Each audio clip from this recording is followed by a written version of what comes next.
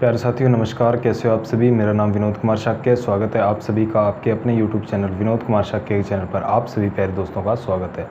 तो दोस्तों, आज की इस क्लास के अंदर हम बात करने वाले हैं कि जो हमारी प्रश्नावली 14.1 चल रही थी, जो कक्षा 10वीं की, जिसके अंदर मैंने आपको 1 से लेकर 5 तक जो क्वेश्चन थे वो पिछली कक्षाओं में यहाँ पर करवा दिए थे। आज की इस क्लास के अंदर हम बात करने वाले हैं क्वेश्चन नंबर 6 के बारे में, यानी जो हमारा क्वेश्चन नंबर 6 जिसके अंदर हमें समांतर माध्य ज्ञात करना है, तो वो किस प्रकार से किया जाएगा। तो चलिए आज की इस क्लास के अंदर हम बात करते हैं। तो पहले देखो, मैं दोस्तों आप सभी को बता दूं कि आप अगर इस वीडियो को पहली बार देख रहे हैं तो इस वीडियो को लाइक ज़रूर करके और चैनल को सब्सक्राइब ज़रूर कर लेना, जिससे आपको आगे आने वाली वीडियोज़ की नोटिफिकेशन मिलती रहें और वो भी सबसे पहले। तो चलिए आज की इस क्लास को हम यहाँ पर प्रारंभ करते हैं। तो इसके अंदर देखो, सबसे पहले बात आती है यहाँ पे क्वेश्चन नंबर जो 6 दिया हुआ है हमें।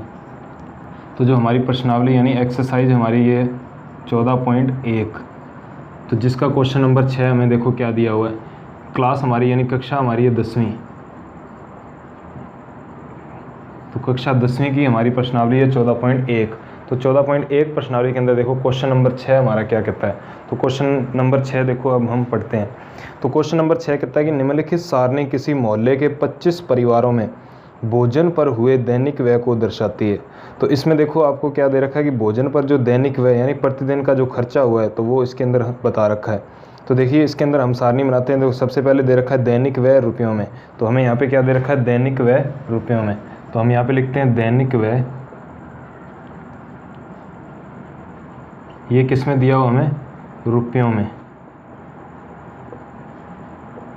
तो जो दैनिक व्यय वो हमें किस में दे रखा है, रुपयों में दे रखा है। तो यहाँ पे सबसे पहले हम लिखते हैं, देखो कैसे दे रखा है।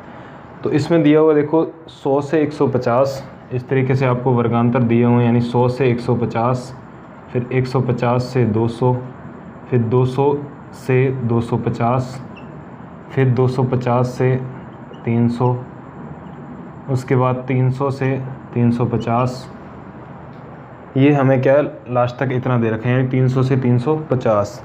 इसके बाद आगे हमें दे रखा है यहाँ पे क्या, तो आगे हमें दिया हुआ है इसमें परिवारों की संख्या। तो यहाँ पे दिया हुआ है परिवारों की संख्या। तो परिवारों की संख्या को हम क्या मान लेंगे यहाँ पे f। तो परिवारों की संख्या हमें दे रखा है, देखो कितना, तो ये हमें दे रखा है परिवारों की संख्या। तो परिवारों की संख्या में क्या क्या दे रखा है, तो वो हम लिख लेते हैं यहाँ पे। तो परिवारों की संख्या में हमें दिया हुआ है, देखो यहाँ पे 4, 5, 12, 2 और 2, यानी 4, 5, 12, 2 और 2। तो ये हमें दिया हुआ है देखो यहाँ पे क्वेश्चन। तो क्वेश्चन इसके अंदर हमें क्या क्या दे रखा है, देखो सबसे पहले दिया हुआ है यहाँ पे देखो हमें दैनिक व्यय जो है वो रुपयों में। तो रुपयों में हमें दैनिक व्यय दे रखा है, तो वो कितना दे रखा है, देखो 100 से 150, 150 से 200, यानी सभी में कितने कितने का 50-50 का अंतर दे रखा है हमें, ये वर्गांतर दिए हैं। उसके बाद परिवारों की संख्या दे रखी है हमें 4, 5, 12, 2 और 2। तो इस क्वेश्चन के अंदर हमें ज्ञात करना है अब क्या, समांतर माध्य। तो यहाँ पे क्या कहता है ये कि एक उपयुक्त विधि द्वारा भोजन पर हुआ माध्य व्यय ज्ञात कीजिए। यानी हमें क्या है, एक उपयुक्त विधि लगाकर इसमें क्या ज्ञात करना है, हमें भोजन पर हुआ माध्य जो खर्च जो है, माध्य व्यय जो है, वो हमें यहाँ पे क्या करना है, ज्ञात करना है। तो मेरे प्यारे साथियों, आगे हम इस क्लास के अंदर बात करते हैं। देखो इस क्वेश्चन को कैसे सोल्व करेंगे। तो देखो सबसे पहले हमें पता है कि जब भी हम समांतर माध्य ज्ञात करते हैं, तो चाहे हम कोई भी विधि लगाते हैं, तो उसके अंदर हमें क्या कॉलम बनाना पड़ता है, सबसे पहले हमें मध्यमान कॉलम बनाना पड़ता है, मध्यमान। तो मध्यमान को हम क्या कहते हैं यहाँ पे, x। तो मध्यमान यानी कि x होता है। तो मध्यमान यानी कि x निकालने का मैंने आपको क्या तरीका बताया हुआ है कि इसके अंदर ये तरीका बताया कि किसी भी वर्गांतर में क्या होता है कि एक उच्च सीमा होती है और एक निम्न सीमा होती है। तो उच्च सीमा और निम्न सीमा दोनों को जोड़ लिया जाता है और इन दोनों को जोड़कर कितने से भाग दिया जाता है, 2 से। तो जब इन दोनों को जोड़कर 2 से भाग दिया जाता है, तो हमारे पास क्या आ जाता है, यहाँ पे मध्यमान आ जाता है। तो इसके अंदर देखो सबसे पहले हम क्या करेंगे यहाँ पे, तो यहाँ पे देखो 100 और 150, यानी ये कितने हो गए आपके 250, यानी 250। तो 250 का आधा कितना होता है, 125। उसके बाद देखो यहाँ पे कितने का अंतर है, 150 से 200 में तो 50 का अंतर है। तो यहाँ भी कितने का अंतर होगा, 50 का। तो 125 में अगर 50 जोड़े तो ये हो गया आपका कितना, 175। तो 175 में 50 जोड़े तो ये कितना हो गया आपका, 225। 225 में फिर 50 जोड़े तो ये कितना हो गया आपका, 275। 275 में फिर आपने कितने जोड़े, 50, तो ये हो गया आपका 325। तो यहाँ तक हमने क्या निकाल लिया, मध्यमान निकाल लिया। तो मध्यमान हमने कैसे निकाला कि किसी भी वर्गांतर में क्या होता है, 2 सीमाएं दे रखी होती हैं, एक उच्च सीमा होती है और दूसरी निम्न सीमा। उस सीमा प्लस निम्न सीमा भाग कितने से दिया जाता है 2 से। तो जब हम 2 से इसको भाग दे देते हैं तो क्या आ जाता है हमारे पास मध्यमान आ जाता है। तो पहले वर्गांतर का मध्यमान कितना आया 125, दूसरे का आया 175, तीसरे का आया 225, चौथे का 275 और पाँचवें कितना आया 325। तो ये हमने क्या निकाल लिया यहाँ पे मध्यमान निकाल लिया। अब जब मध्यमान निकाल लेते हैं तो इसके बाद क्या होता है हमें माध्य निकालने की क्या है कोई भी एक उपयुक्त विधि लगानी होती है। तो इस क्वेश्चन में ये कहा हुआ है कि कोई भी एक उपयुक्त विधि द्वारा आप क्या ज्ञात कीजिए माध्य ज्ञात कीजिए। तो हम यहाँ पे सबसे पहले क्या ज्ञात करते हैं तो इसमें हम जो विधि लगाएंगे वो लगाएंगे हम पग विचलन विधि। जो तीसरी हमारी जो समांतर माध्य ज्ञात करने की विधि होती है उसको बोलते हैं हम पग विचलन विधि। तो पग विचलन विधि के अंदर हम क्या करेंगे माध्य ज्ञात करेंगे पग विचलन विधि। तो पग विचलन विधि देखो क्या कहती है। तो इसमें पग विचलन विधि में समांतर माध्य ज्ञात करने का सूत्र होता है x बार बराबर a plus sigma F D X I बटे में क्या लिखते हैं सिग्मा एफ और गुना इसका किससे करते हैं आई से। तो अब देखो हमें क्या क्या कॉलम चाहिए। तो सबसे पहले हमें क्या बनाना पड़ेगा यहाँ पे हमें बनाना पड़ेगा कॉलम डी एक्स का। तो यहाँ पे हम कॉलम बनाते हैं सबसे पहले कौन सा डी एक्स। तो dx बराबर क्या होता है x माइनस ए। तो a हमें क्या करना पड़ेगा यहाँ पे मानना पड़ेगा। a का मतलब होता है एज्यूम्ड मीन। तो हमने क्या कर लिया देखो ऊपर से 2 संख्या छोड़ दी और नीचे से, तो बीच की संख्या क्या है हमारी 225। तो ये a हमने कितना मान लिया 225 यानी एज्यूम्ड मीन हमारा कितना आ गया 225। तो अब क्या सूत्र होता है देखो dx बराबर x माइनस ए। तो x में से क्या घटेगा a घटेगा यानी 125 में से 225। तो अगर ये 125 में से 225 घटाएंगे तो माइनस का कितना बचेगा 100। उसके बाद 175 को इसमें से देखो 175 में से 225 घटाएंगे तो माइनस का कितना बचेगा यहाँ पे 50। उसके बाद 225 में से ये जाएगा तो आपको पता है कितना बचेगा 0। 275 में से 225 गया तो प्लस का कितना आएगा यहाँ पे 50। फिर 325 में से 225 गए तो प्लस का कितना बच गया यहाँ पे आपका 100। तो ये देखो हमने क्या निकाल लिया dx। अब dx निकालने के बाद अगला जो कॉलम बनाते हैं वो बनेगा हमारा वो बनेगा यहाँ पे dxi। तो यहाँ बना लेंगे हम dxi। तो i बराबर अब हमें क्या है यहाँ पे i मानना पड़ेगा। तो i देखो क्या माना जाता है i ऐसी संख्या मानी जाती है जिसका इनमें सभी में पूरा पूरा भाग चला जाए और उसमें क्या है छोटी से छोटी संख्या यहाँ पे क्या आ जाए अपने इस कॉलम के अंदर आ जाए। तो हम यहाँ पे क्या मान लेंगे i बराबर कितना आ जाएगा हमारा 50। तो 50 से देखो ये इसमें भाग देंगे यानी dxi का मतलब क्या होता है i का इसमें भाग दिया जाता है। जैसे यहाँ पे 100 है तो 100 में किसका भाग दिया जाएगा 50 का। तो यहाँ पे कितना आएगा माइनस का 2। उसके बाद 50 में 50 का भाग देंगे तो माइनस का 1। 0 में करेंगे तो कितना आएगा 0। उसके बाद 50 से 50 में भाग देंगे तो ये प्लस का कितना आएगा 1। फिर 50 में 100 का भाग देंगे तो यानी कि कितना आएगा यहाँ पे प्लस का यहाँ पे 2 आ जाएगा। तो ये देखो मेरे प्यारे साथियों यहाँ पर हमने निकाल लिया क्या dxi। तो dxi निकालने का क्या तरीका होता है। तो dxi निकालने का तरीका होता है यहाँ पे कि जो आपके पास dx का कॉलम है उसमें किसका भाग दिया जाता है i का भाग दिया जाता है। तो i ऐसी संख्या मानी जाती है जिसका इसमें क्या हो एक तो पूरा पूरा भाग चला जाए और हमारे पास संख्या जो है वो क्या है छोटी से छोटी यहाँ पे आ जाए।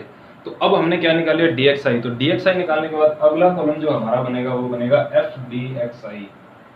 तो यहाँ पे अगला कॉलम हम बना लेते हैं कौन सा fdxi।